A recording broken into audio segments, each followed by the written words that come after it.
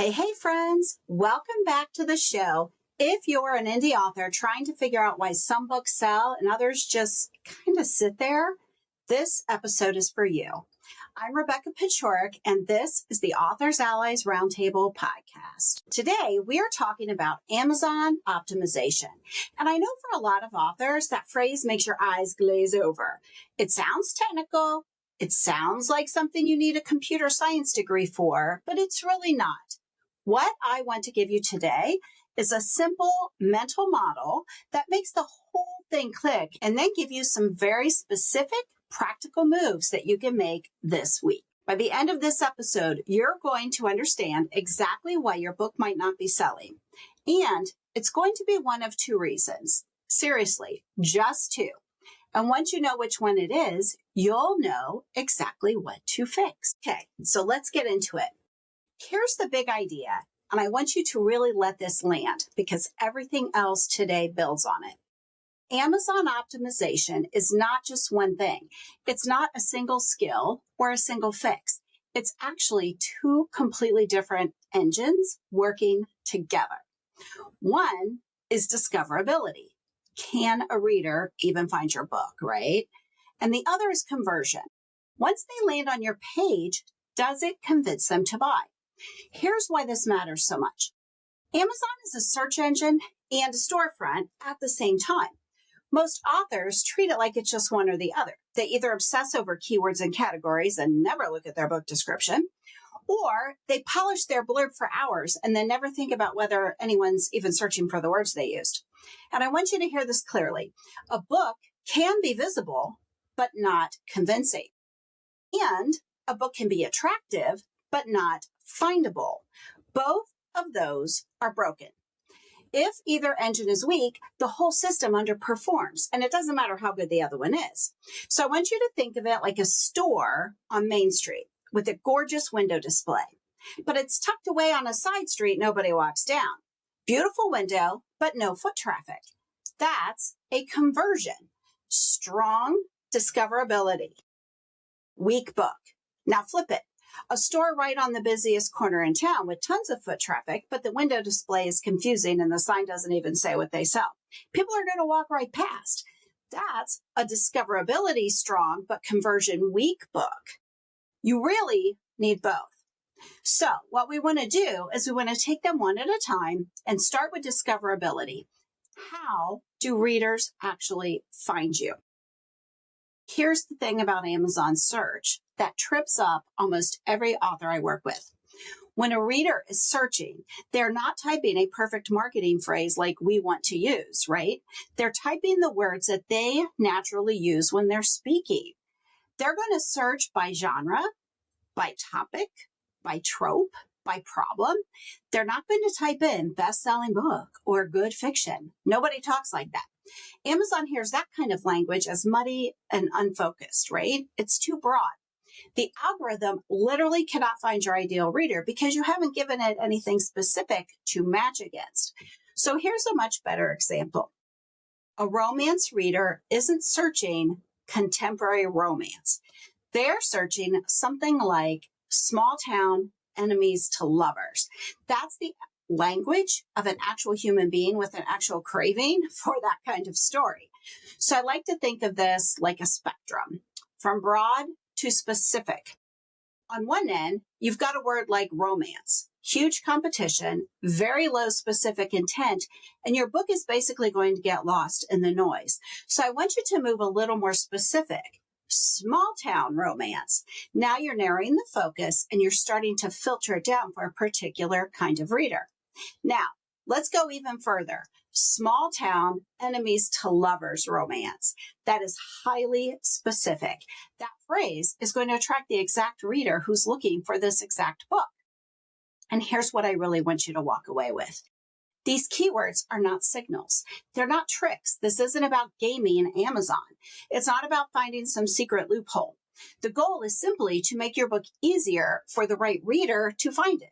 So when you use the reader's natural language instead of some sort of generic SEO speak, you're not manipulating the system. You're just speaking the same language as your audience.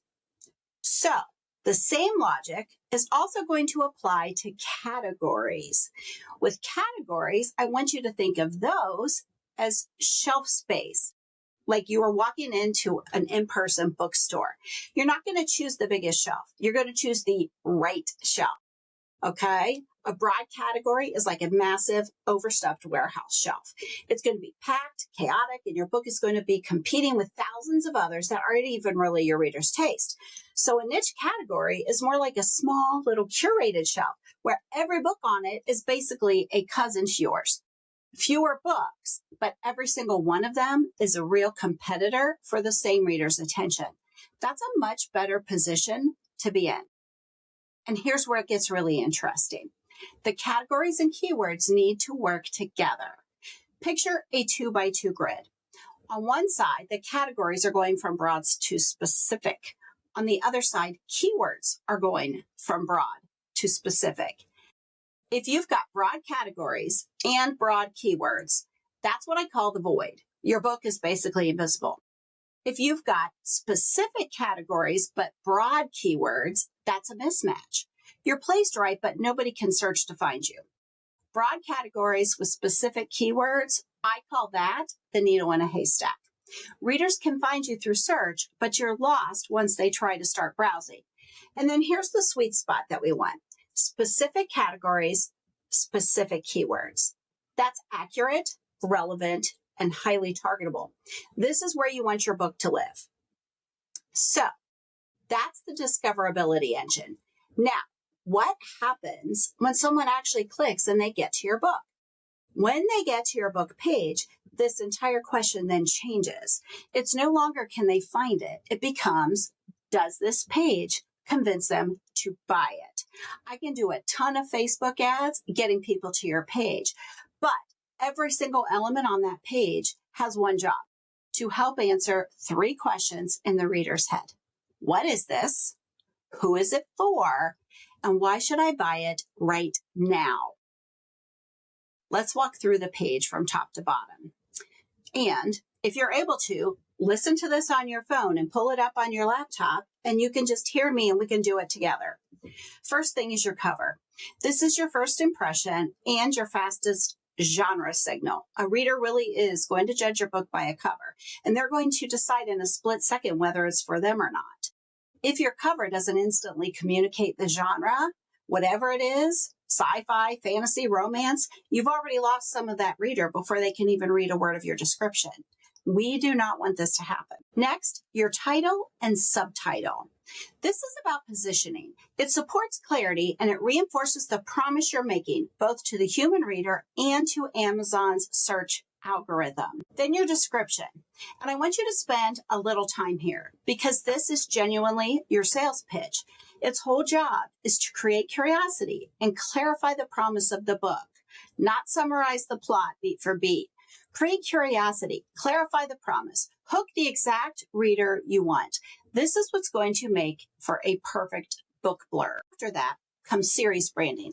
If this is part of a series, that needs to be visually and textually clear. It clarifies the reading order, and honestly, it signals commitment. It tells the reader that there's more waiting for you if you like this one, which is, of course, subtle, but really the trust builder in this situation. And if you're a series writer, you absolutely want them to continue reading your series. That's how authors really survive, right? And then last, we have your author bio. Your bio establishes credibility, professional presentation, and trust. It's often the last thing standing between maybe and buy now. So the teaching point I really want to drive home today, if the cover or the title confuses the genre, everything else downstream from that has to work twice as hard to earn the sale back. Your description can be brilliant, but if the cover told the reader this is a thriller and it's actually a slow burn romance, you've created friction you didn't need to create. Alignment from top to bottom on the page is everything. So, quick gut check for you right now. Wherever you're listening, pull up your own book page, unless you're driving, of course. Does the cover instantly signal the genre? Does the title make that promise clear? Does the description create curiosity? And is the whole page aligned with the reader you're actually trying to reach? If you can honestly answer yes to all 4, then you're in great shape. But if not, Be honest with yourself here. I'm not judging. My listings need help too, but this is exactly where we want to focus first. So let's pause and do a quick recap before we get to the how-to, because this framework is really the whole foundation. Search tells readers your book exists. The page convinces them it's the right one. Two engines, discoverability and conversion. And remember, keywords and categories are signals, not tricks. Your job isn't to game Amazon. It's to make your book easier for the right reader to find. Okay, now let's get tactical. Let's talk about how to actually pick your keywords. Good keywords reflect how readers actually search for your book. Think in terms of tropes, themes, audience, problems, not generic marketing language. Here's a practical way to test your own keywords. Picture the intent spectrum we talked about earlier. Romance is too broad. Small town romance is better, but small town enemies to lovers romance is even better. Run your own keywords through the same test. Are you sitting at the broad end, or have you pushed all the way to something highly specific? For categories, the exercise is similar, but the question to ask yourself here is, does this category fit my book accurately? Is it specific enough that I can actually compete here and not just get buried on page 9? And would my ideal reader actually browse this particular shelf? If the answer to any of those is a shaky maybe, it's worth digging deeper. There are almost always more specific subcategories available than authors realize. And remember that 2x2 grid we talked about sooner? The sweet spot is specific categories paired with specific keywords. This combination is what makes everything more accurate, targetable, and makes you either invisible or scattered. Now, let's talk conversion copy, specifically your description, because this is usually the low-hanging fruit. Here's a 4-step process you can run on your own description today. Step 1, read your current description from start to finish, like a stranger would.